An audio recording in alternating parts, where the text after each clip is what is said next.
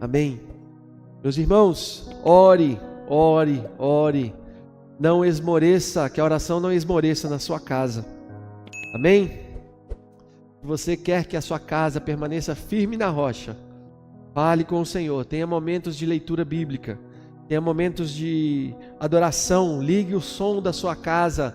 Ligue a televisão no YouTube. Coloca no louvor enquanto você está cozinhando, enquanto você está louvando a Deus, fazendo outras coisas. Ouça a palavra de Deus. Tem aí a versão do Cid Moreira, tem a versão do Cornélio, uma versão muito boa. Você encontra no YouTube também. Faça o culto doméstico. Precisamos, meus irmãos, precisamos.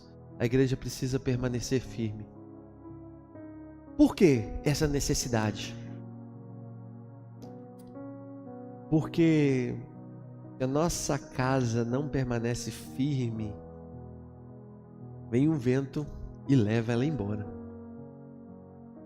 Por isso, a necessidade de permanecer firme. Eu te convido a abrir tua Bíblia no livro de Josué, capítulo 24. Josué 24.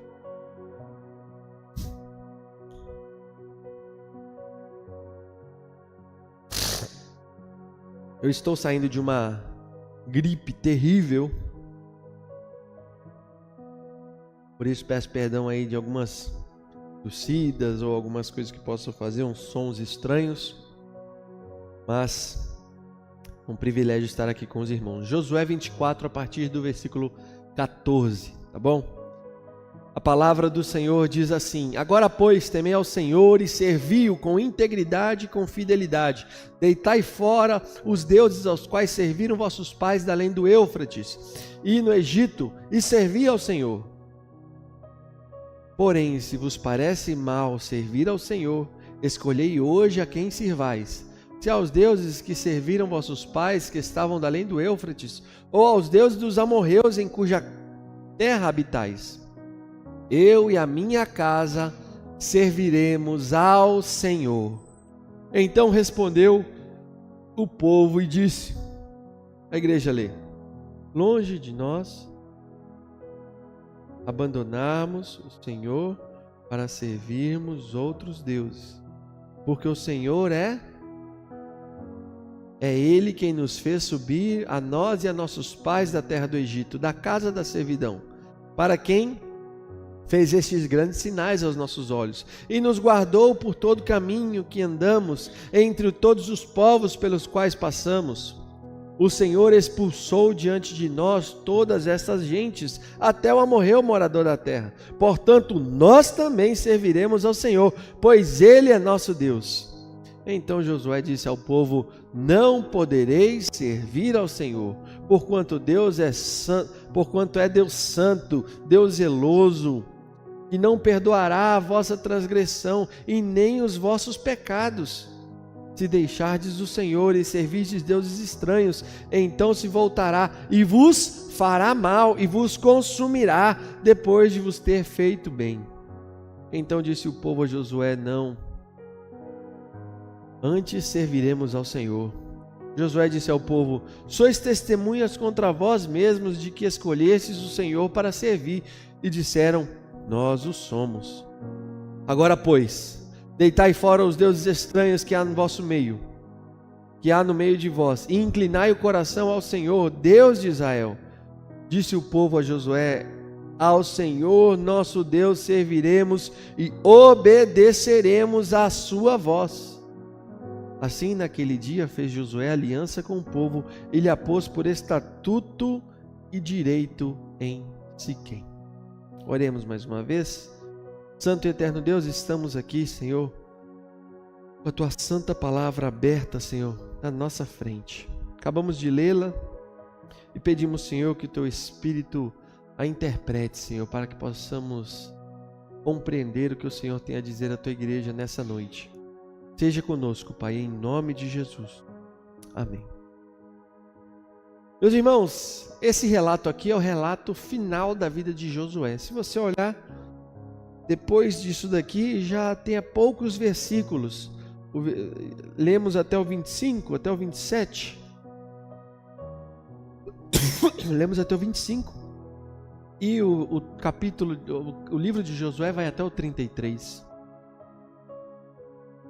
20, 30 anos depois da conquista da Terra Prometida, Josué queria renovar a aliança entre Deus e Israel, reafirmando a exclusividade do culto ao Senhor. E para isso, Josué conduz o povo a um compromisso consciente e formal, com consequências espirituais e sociais bem claras. Você precisa, antes de entrar nesse texto, se lembrar um pouco do contexto. Quem foi Josué? Josué foi um servo do povo Israel, o povo de Israel que peregrinou pelo deserto. Ele e o seu amigo Caleb foram as duas únicas pessoas que saíram, adultos que saíram do Egito e entraram na Terra Prometida. Ele era algo diferente naquele povo. Ele sucedeu Moisés. Quem foi Moisés? Moisés foi simplesmente o encarregado de Deus de escrever a lei, os 10 mandamentos e o Pentateuco todo. Moisés foi aquele responsável por tirar o povo do Egito, abrir o Mar Vermelho, guiar o povo durante o tempo de peregrinação no deserto, de alimentar o povo com maná, de alimentar o povo com carne de pássaros, de dar água ao povo. Esse foi Moisés, um grande homem de Deus. Conversou face a face com Deus. Moisés se foi. Quem ficou no seu lugar? Josué. Josué, no seu primeiro ato como líder, e para que o povo entenda que Josué tem a tutela do povo hoje em dia, tem a liderança do povo, Deus fez com que, a mando de Josué, o povo atravessasse o rio Jordão, um rio caudaloso, numa época caudalosa. Assim como Moisés atravessou o Mar Vermelho com o povo de Israel, hoje, Josué, anos depois, 40 anos depois, atravessa o rio Jordão com o povo e começa as conquistas da Terra Prometida. Você vai muito bem se lembrar daquela música: vem com Josué a lutar em Jericó. Lembra? Pois é, essa daí foi uma das conquistas. Outras tantas cidades foram conquistadas por Josué. No texto aqui nós vemos aqui os amorreus, os cananeus, vemos outros deuses, outros povos que habitavam naquela terra. Foi uma época de domínio, uma época de guerras, uma época de vitórias, mas mesmo essa época estava chegando ao fim. E nos momentos finais de vida, Josué olha para o povo e vê que eles precisam atravessar mais uma coisa. Eles precisam reafirmar a aliança.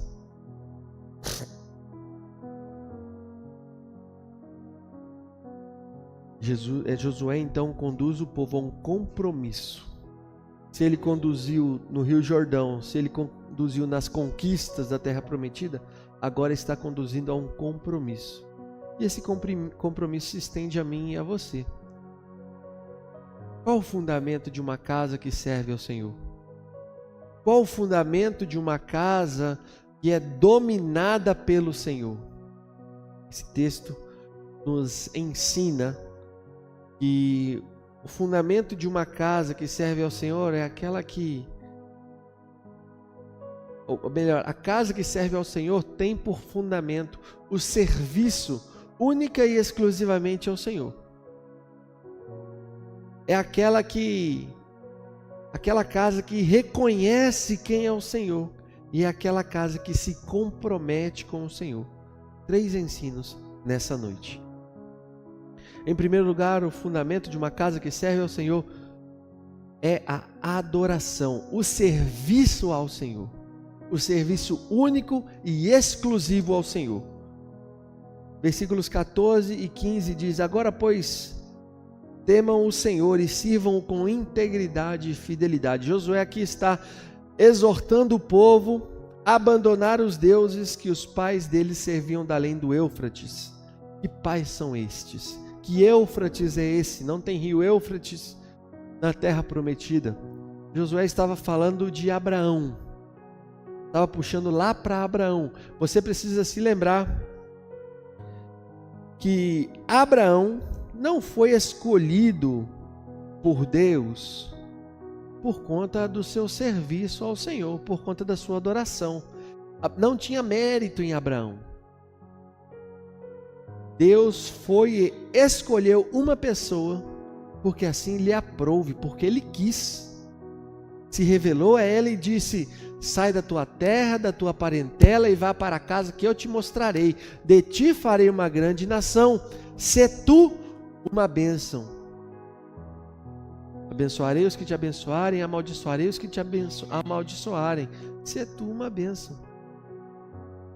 Essa promessa foi dada a Abraão, não porque ele tinha feito alguma coisa. A Bíblia não fala que Abraão era homem justo. Não. Se você olhar para a raiz do nome Abraão, você vai ver que você vai encontrar os estudiosos dizendo que Abraão o significado é de pai que olha para cima. Muito provavelmente Abraão era um sacerdote de algum deus, que ele olhava as estrelas e ele profetizava, não em nome do Senhor, mas em nome de deuses. De onde você está tirando isso, Paulo? Você pode ver em Josué, capítulo 24. Versículo 3: eu, porém, trouxe Abraão, o pai de vocês, do outro lado do rio, e fiz percorrer toda a terra do Canaã. E por aí vai.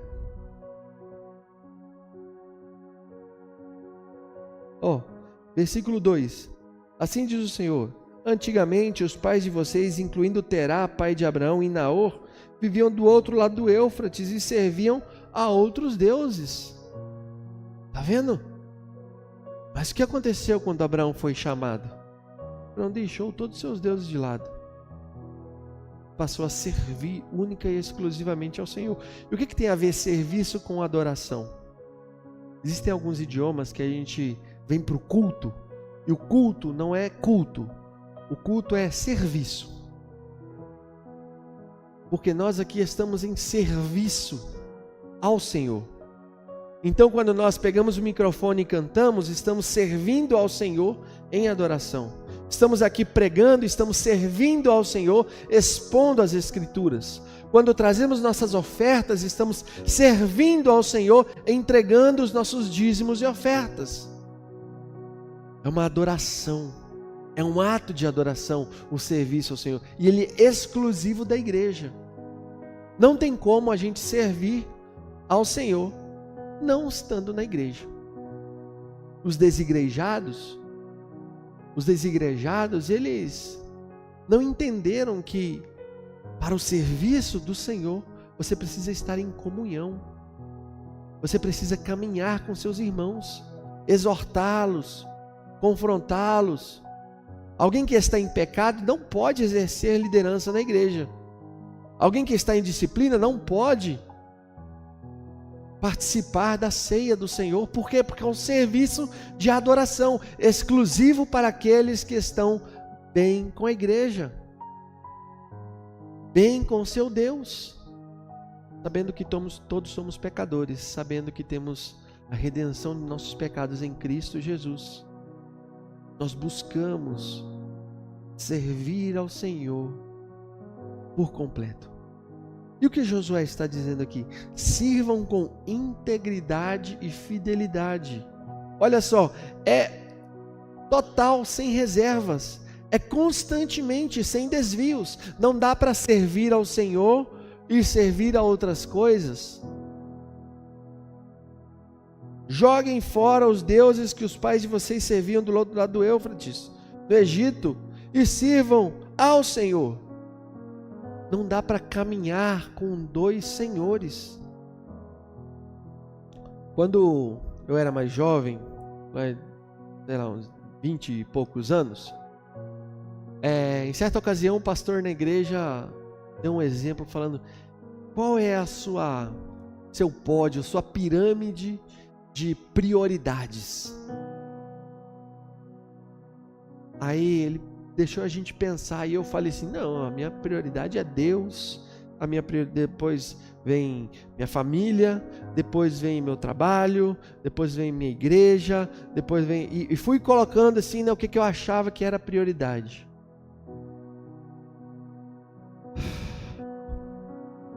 Tempo depois, ao entender melhor meu relacionamento com Deus, eu entendi que nessa pirâmide, na verdade, quem estava em primeiro lugar não era Deus.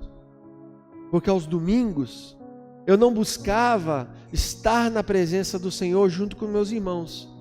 Eu preferia estar no estádio de futebol, eu preferia estar no aniversário, eu preferia ficar dormindo, eu preferia ficar fazendo um monte de outra coisa, em vez de estar na casa do Senhor. Durante a semana eu não abria a minha Bíblia, não estava nem aí para esse livro. Deus não estava em primeiro lugar. Deus estava em segundo lugar? Não estava. Minha família estava em segundo lugar? Também não. Meus pais moravam longe de mim, eu não ligava para eles, eu não me importava com o que eles estavam passando. Minha mãe mandava mensagem, eu não respondia. Com meu irmão eu brigava o tempo inteiro. Família em segundo lugar? Família não estava em segundo lugar. E o meu trabalho? Estava em terceiro lugar? Estava em primeiro lugar? Não. Eu chegava atrasado, eu não fazia o meu melhor no meu trabalho. A minha escala de prioridades estava totalmente invertida. O que eu dava valor era o futebol, o que eu dava valor era gastar dinheiro, eu dava valor era qualquer coisa errada. Não estou falando aqui que futebol é coisa errada, não. A não ser que você torça aí para o Corinthians, né? Mas... brincadeira, gente, mas a questão em si não é torcer para um time, é o que isso ocupa no seu lugar, na sua vida. Você está aqui no culto ou você está querendo ver se o seu time já fez gol, se o seu time já perdeu, já ganhou? Qual é a prioridade? Você está aqui a serviço do Senhor ou você está aqui pensando em servir outra coisa? Josué confronta o povo dizendo: vocês precisam servir ao Senhor com fidelidade e integridade. Sermos fiéis, íntegros.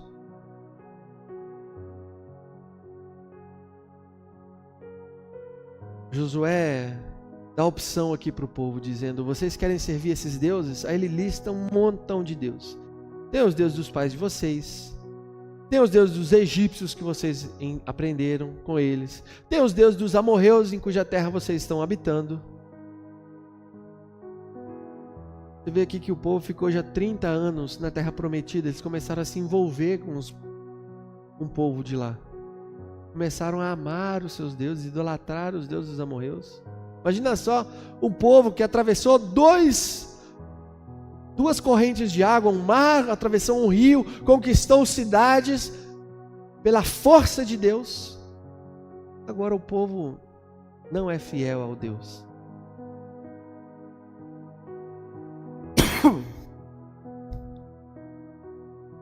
Meus irmãos, Josué então ele fala uma declaração de compromisso que expressa a fé em Deus. Dentro da teologia da aliança, ele diz: eu e a minha casa serviremos ao Senhor. Ele não diz: eu vou servir ao Senhor. Ele diz: eu e a minha casa. Ele olha para os filhos dele, ele olha para a esposa dele e diz: vocês podem servir quem vocês gostariam de servir. Eu e a minha casa vamos servir ao Senhor. Que Senhor é esse? O Eu Sou, aquele que apareceu a Moisés na sarça ardente, aquele que conduziu Israel até a terra prometida, aquele que olha para Abraão e fala que você e a tua descendência, você e a tua família, e vocês vão ser bênçãos a todas as famílias da terra. A bênção não é exclusiva para os homens, a bênção não é exclusiva para as mulheres, a bênção é para a família. E nós temos que pegar essas promessas do Senhor e vivê-las. Com certeza. Muito me alegro de poder chegar aqui na igreja hoje. O Gabriel e o Vitor estiveram com a gente no acampamento na Páscoa. Aí o pastor falou, o Gabriel também falou, que está querendo fazer a profissão de fé. Que alegria no meu coração ver um jovem querendo professar a sua fé, dizer: eu quero servir ao Senhor. Ele ainda é muito novo, não vai casar ainda nos próximos anos, pelo menos a gente espera, né? Mas ao firmar esse compromisso, ele vai querer dizer: eu e a minha casa serviremos ao Senhor. O dia que minha mãe não quiser ir para o culto, eu vou puxar minha mãe para o culto. O dia que meu irmão, o dia que minha família não quiser nada, eu vou para a igreja. Porque eu vou servir ao Senhor e em nome de Jesus, quem estiver comigo vai servir também. Será que temos coragem de fazer isso daí, meus irmãos? Temos coragem de viver isso daí?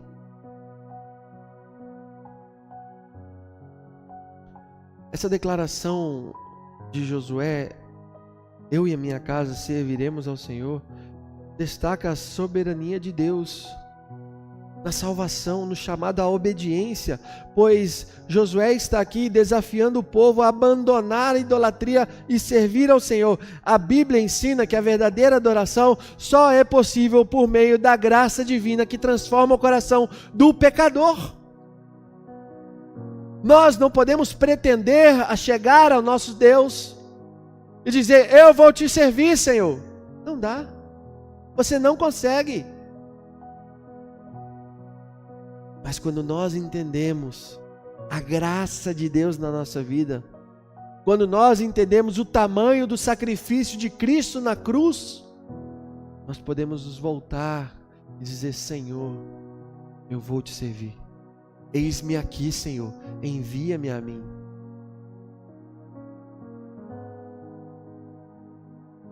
Eu e a minha casa serviremos ao Senhor. A decisão de Josué em sua casa não é apenas um ato de vontade humana, mas um fruto da obra de Deus na vida deles. Nós podemos ver ao longo da Bíblia que Deus não chama apenas indivíduos, mas chama famílias para servirem.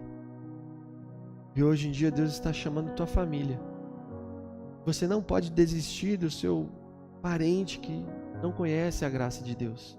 Continue intercedendo, orando por ele. Você tem um familiar que você sabe que ele ainda carece da glória de Deus, abrir os olhos, ore para que Deus abra os olhos desse irmão, desse filho, desse pai. Busquemos ao Senhor com integridade e fidelidade, sabendo que a nossa família é bênção para a glória de Deus. Sirva somente ao Senhor. Qual o fundamento de uma casa que serve ao Senhor? É uma casa que serve somente ao Senhor e não se involucra deuses, ídolos, mas que reconhece quem é o Senhor. Serve ao Senhor e reconhece quem é o Senhor em segundo lugar. Israel responde de imediato dizendo no versículo 16: então o povo respondeu: longe de nós abandonar o Senhor para servir outros deuses.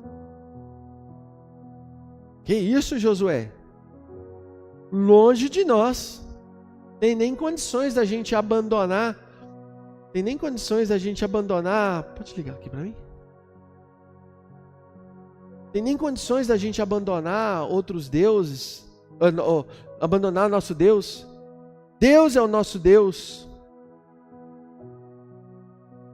Aí eles, para dizer que eles não vão abandonar Deus, ele começa a falar quem é Deus.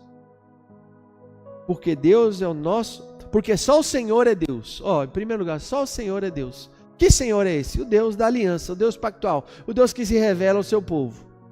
Só o Senhor, o Deus de Israel, é o Deus do mundo. Foi Ele que nos tirou da terra do Egito, da casa da servidão. Foi Ele quem fez grandes sinais. Que grandes sinais foram esses? Atravessar o Mar Vermelho, a alimentação durante a jornada no deserto. Meu filho, meu povo, não tem como plantar no deserto. Não tem como ter gado e pastagem para o gado no deserto. Mas eles foram alimentados. E as roupas deles não se gastaram. Eles viveram debaixo do cuidado de Deus. Essas são as maravilhas. De noite, tinha uma coluna de fogo que iluminava e que aquecia o povo. E de dia? De dia tinha uma nuvem que não deixava que o sol acabasse com eles. Sinais maravilhosos. Reconhecer quem é teu Deus. Você reconhece teu Deus no momento da enfermidade, no momento da dificuldade? Você sabe que teu Deus continua sendo Deus? Tem uma música que a gente canta, né? Se Deus fizer, Ele é Deus. Se não fizer, Ele é Deus. Se a porta abrir, Ele é Deus. Mas se fechar, continua sendo Deus. Você reconhece que o teu Deus é esse Deus? Pois é, você precisa reconhecer. Você precisa saber quem Ele é. Você conhece versículos da Bíblia, você sabe eles de cor, você ama a palavra do Senhor. Como é que faz o jovem para guardar puro o seu caminho? Como é que um jovem vai conseguir permanecer puro no caminho do Senhor? Observando a lei do Senhor.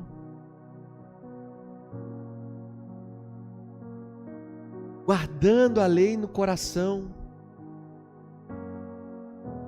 De todo o coração te busquei. Não deixes que eu caia. Se a gente busca de todo o coração, se a gente fortalece, se a armadura de Deus é por nós vestida e não apenas pendurada na nossa sala depois de uma exposição bíblica a respeito de Efésios 6, nós poderemos permanecer inabaláveis no dia mau. Porque o dia mau vem, mas o dia mau é passageiro. Nós temos a promessa de Deus, e Deus é vitorioso. Você precisa se lembrar que quando você abrir nesse último capítulo aqui da Bíblia, nos últimos capítulos da Bíblia, em Apocalipse, isso aqui é a visão de João do futuro. Não é uma profecia, não é algo que de repente acontece, não, aquilo ali é a vitória de Cristo. João está vendo o fim dos tempos, e ele está vendo o quê? O cavaleiro vencedor, o verbo, a palavra vencendo, povos de toda língua, raça, povos e nações se dobrando a Ele em adoração. Isso aí é visão de algo que acontecerá. Não é talvez, é. Esse é o nosso Deus, o tamanho do poder dele. Ele é fora da nossa cabeça. Ele é muito maior do que nós podemos imaginar. Você reconhece o Senhor que você serve? Você já parou para pensar que teu Deus é o Deus criador dos céus e da terra, e com a palavra Ele fez cosmos, Ele criou aquela estrela da galáxia, não sei o que lá, a zilhões de anos-luz daqui, criou também a micropartícula mais subatômica que existe. Ao mesmo tempo, Ele te chama pelo nome e luta com você as tuas dores. Esse é o teu Deus. você pode caminhar com Ele. Você pode reconhecê-lo. Esse povo aqui começou a falar os feitos de Deus. De modo nenhum abandonaremos nosso Deus, pois Ele é um Deus grande, poderoso. Quais são os feitos do teu Deus? Só que tem um problema e Josué aponta esse problema. Então Josué disse ao povo no versículo 19: vocês não poderão servir o Senhor, porque Deus é santo e zeloso. Deus é santo e zeloso. E vocês reconhecem quem é Deus. Vocês estão contando histórias de Deus, mas vocês não estão vivendo Deus. Vocês não se entregam de coração. Vocês guardam ídolos. Deus é um Deus santo. A santidade de Deus é um atributo, e, ao meu ver, o maior atributo do nosso Deus, pois é o único atributo que aparece no superlativo. Deus é um Deus eterno, Deus é um Deus imutável, que não muda, Deus é um Deus onipresente, que está em todos os lugares, onisciente, sabe todas as coisas. Deus é um Deus de amor, Deus é um Deus de misericórdia. Ele é tudo isso daí, é maravilhoso por isso. Ele é perfeito em todo o seu ser. Mas Ele é um Deus santo, santo, santo. A santidade do nosso Deus é tanta que, na visão de Isaías, ele vê o Senhor assentado no alto e sublime trono, e os serafins voando do trono de Deus. Com duas asas voavam, com duas cobriam o seu rosto, com duas cobriam os seus pés. Por que que os serafins voavam, entoavam santo, santo, santo é o Senhor dos exércitos, mas não podiam olhar para Deus? Porque a santidade de Deus era tanta, mas tanta, que até mesmo esses seres santos, imaculados, criados por Deus, que não tinham defeito, que não tinham pecado, não conseguiam olhar para o trono de Deus, pois Deus é um Deus santo. Isaías olhou para o trono de Deus e colocou no chão e disse: ai de mim, eu estou frito, porque meus lábios são impuros, habito no meio de um povo de impuros lábios. O que vai ser de mim? Santidade, santidade. O teu Deus é um Deus santo. E uma vida de pecado não pode viver com uma vida de santidade. O exemplo que eu trouxe aqui da pirâmide de valores, se Deus não habita no primeiro lugar, Ele não habita em nenhum outro lugar. Ele não está em 10º lugar, não está em 3º lugar, não está em 5º lugar, não está em 2º lugar. Se Deus não está em primeiro lugar na tua vida, Ele não está em lugar nenhum na tua vida, pois Ele é um Deus santo, que exige toda a santidade, é um Deus zeloso. Ele quer adoração exclusiva. Nós precisamos entender quem é nosso Deus. Não se pode servir a dois senhores. E se a gente acha que está servindo corretamente ao nosso Deus, precisamos cuidar do nosso coração, pois o nosso coração é uma fábrica de ídolos, dizia João Calvino. Dependendo, nós estamos achando que estamos servindo ao Senhor corretamente. Servir ao Senhor corretamente não é trazer o dízimo, servir ao Senhor corretamente não é estar aqui pontual na igreja, não é ajudar o próximo, não é honrar os pais. Servir ao Senhor corretamente é reconhecer o trabalho de Cristo na cruz, a sua obra, a sua redenção, e obedecê-lo, viver para Cristo em obediência, não achando que a nossa força, que a nossa capacidade vai mudar alguma coisa, mas que Ele já mudou, e nós, graças a Ele, temos a oportunidade de servir, de reconhecer o nosso Deus. A palavra de Deus veio primeiramente aos judeus, pois eles estavam completamente cheios de leis, de profecias, de cânticos, e apontavam para Cristo. É por isso que Jesus nasceu naquele lugar para os judeus. Jesus apareceu lá, porque tudo isso daqui da tua Bíblia, essa primeira parte, fala dele mesmo. E quem conhece isso daqui de coração, o Antigo Testamento, bem conhecido como Antigo Testamento, deveria reconhecer Jesus Cristo de maneira mais tranquila. Mas o coração do homem é pecaminoso, e aqueles estudiosos da lei fizeram o quê? Mataram Jesus Cristo. Porque eles achavam que conheciam Deus, mas não reconheciam. Não faça isso com a tua vida. Conheça quem é o teu Deus. Busque ao Senhor de todo o teu coração, toda a tua alma, com todo o teu ser. Ele não pode ser servido de qualquer maneira. E muitos não têm entendimento adequado da santidade e do zelo. Hoje o Senhor exige um compromisso verdadeiro e exige que todo pecado seja tirado da nossa vida.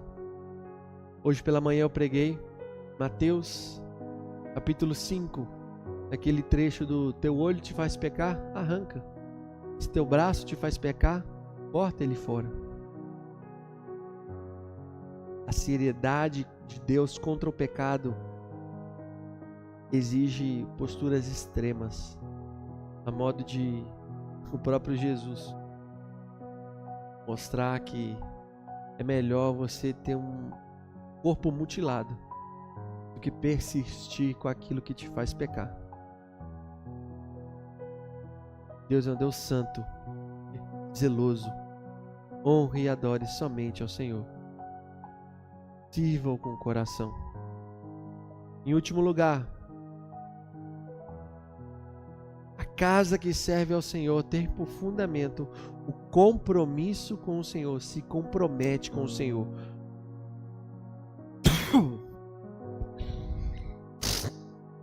A fidelidade ao Senhor, meus irmãos, não é versículos 21 e adiante. A fidelidade ao Senhor não é apenas palavras. Não se trata apenas de narração.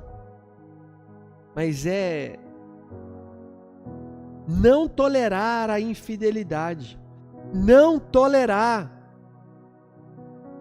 a impiedade. Não tolerar a falta de integridade. Precisamos buscar ao Senhor e assinar um compromisso com o nosso Deus. É isso que o povo faz aqui. Então o povo disse a Josué: não, o que queremos é servir ao Senhor. Josué disse ao povo: vocês são testemunhas contra vocês mesmos do que escolheram o Senhor para servir. Sim, o somos.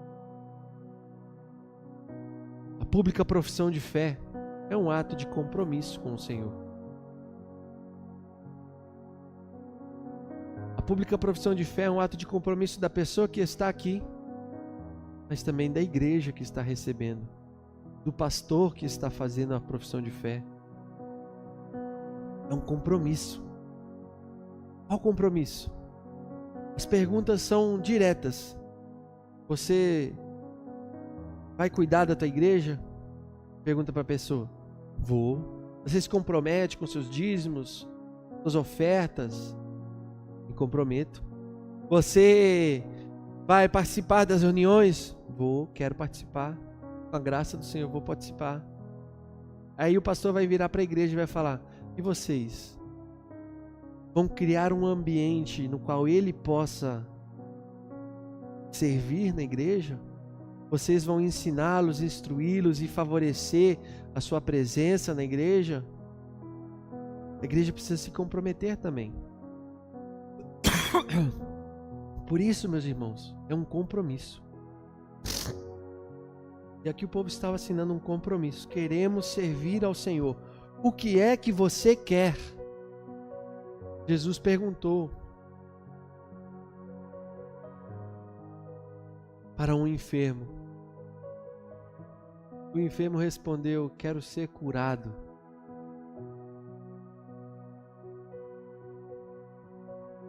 Quero ser curado. O que é que você quer? Você quer servir ao Senhor? Comprometa-se com o Senhor. Deite fora, joguem fora os deuses estranhos, qual há no meio de vocês. Inclinem o coração ao Senhor. Inclinem o coração ao Senhor. Joguem fora.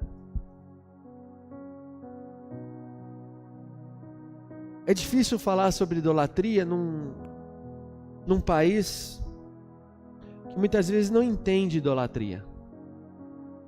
Eu vi alguns discursos nessa semana por conta da morte do sucessor de Pedro da Igreja Católica. Pessoas dizendo: não, o Papa foi um homem que juntou as religiões. O Papa foi um homem muito bom coração e cuidou do... Meus irmãos, você precisa entender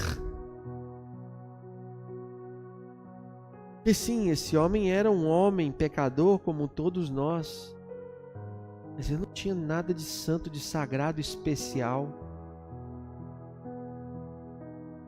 Aquilo ali se chama idolatria. Aquilo ali se chama idolatria, gente. A Igreja Católica precisa se arrepender do seu mau caminho. Se quer servir ao Senhor, precisa entender que o Senhor é um Deus santo e zeloso.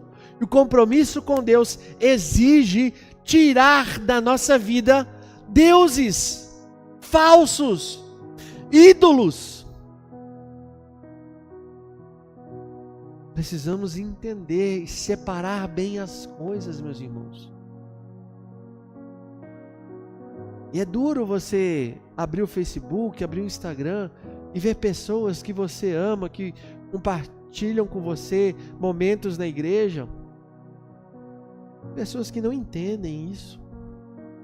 Precisa ser explicado. O compromisso com Deus não dá margem para a idolatria. Joguem fora. Aí você vai dizer: mas Paulo, eu não sou católico não tem nada de católico na minha vida. Eu sou crente, presbiteriano, reformado. Pastor Rio está ensinando catecismo para a gente. Eu tô fera nisso daí. Olha o teu ídolo aqui. E o teu trabalho? Tua família? Coisas boas podem se tornar ídolo no coração do crente que não olha para a Bíblia, que não inclina o seu coração ao Senhor, porque ele vai tentar suprir algumas coisas, algumas lacunas. Ele vai tentar suprir lacunas com aquilo que ele tem ao alcance, porque ele não está disposto em deixar o seu eu, não vai querer morrer para si mesmo e viver para Cristo. E é isso o que a palavra de Deus ensina.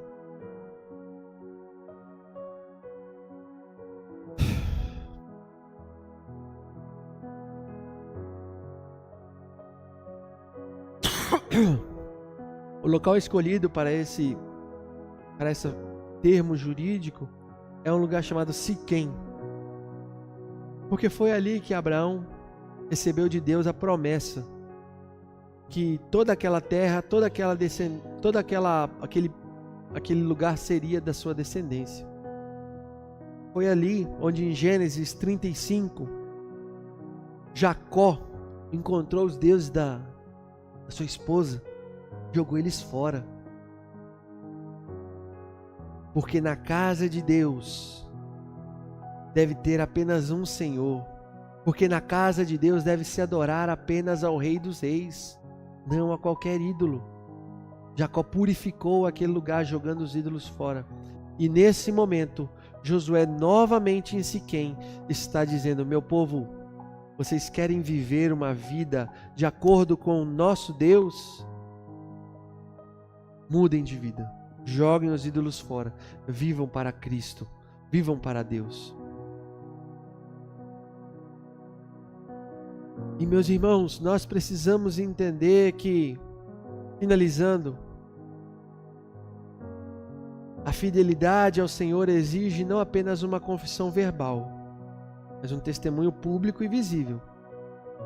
Chegar no horário na igreja, cuidar aqui, varrer, lavar, tudo isso faz parte de alguém que se converteu, de alguém que vive para o Senhor. Faz parte, mas não é o que mostra, não é o que diz que a pessoa é ou não do Senhor. Faz parte. Não dá para servir ao Senhor de qualquer maneira. Ou você serve ao Senhor, ou você não serve ao Senhor. Ou você adora o Senhor, ou você está metido com ídolos. Josué nos lembra e nos ensina a servir ao Senhor novamente, a reafirmar nossa aliança com o Senhor. Precisamos entender que a verdadeira fidelidade a Deus é aquela que se traduz em ações concretas e não em palavras vazias. Agora olha para mim. Qual que é o significado da palavra Josué? Josué quer dizer Salvador. Salvador. É a raiz de um nome muito comum também a você. Jesus. Se escrevem com as mesmas letras em hebraico. Josué e Jesus. Jesus, Salvador. Josué, Salvador. Josué foi aquele usado por Deus para tirar o povo do deserto, entrar na terra prometida. O Salvador do povo. Mas ele estava olhando lá para frente, olhando para a raiz de Davi, aquele que tiraria o povo do deserto da escravidão, da multidão de ídolos, e levaria para a terra prometida na presença de Deus eternamente. A história de Josué trata de Jesus. A história de deixar nossos ídolos passa por Jesus. Coloque aos pés da cruz, renda-se ao Senhor, busque ao Senhor Jesus. Somente Ele tem a força, somente Ele tem o poder. Ele decretou, vencendo a morte, que você tem vida eterna nele. Renda-se a Cristo, viva para Cristo. Diga em alto e bom som, junto com a sua casa, declare verdadeiramente: eu e a minha casa serviremos ao Senhor. Amém. Louvado seja o nome do Senhor. Que Deus abençoe a igreja.